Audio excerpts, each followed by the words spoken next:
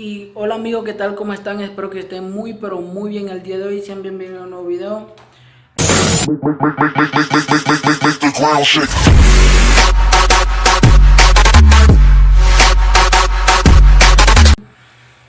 El primer saludo del día de hoy es para Armando Morales. El segundo saludo es para Hortensio Guerra. Ok, el video del día de hoy es sobre la familia. ¿Qué quiere decir? Que le voy a enseñar cómo se dice cada miembro de la familia en Novere. Ok, comenzamos para que no se alargue tanto este video porque después se alarga demasiado y bueno pues. El primer miembro de la familia es el abuelo. El abuelo en Novere se dice Roa, abuela. El segundo miembro de la familia es abuela. Abuela se dice Manchi. El otro miembro de la familia es papá. Papá en Novere se dice Run. Mamá.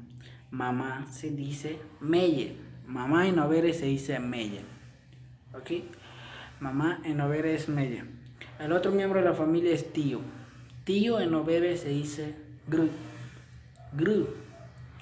El otro miembro de la familia es tía. Tía en Novere se dice bicho. Bicho. Bicho. El otro miembro de la familia es hermano. Hermano en Novere se dice... Hermano en Novere se dice Eteba. Eteba. El otro miembro de la familia es hermana. Hermana en Novere se dice Nguay. Nguay.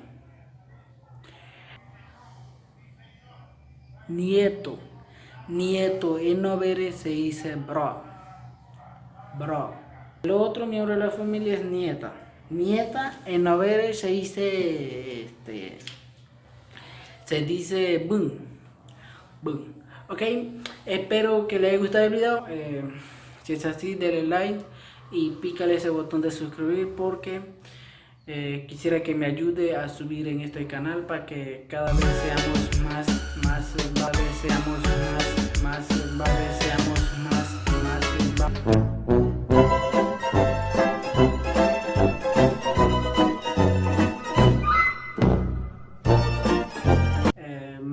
una familia más amplia, más grande, muchísimo.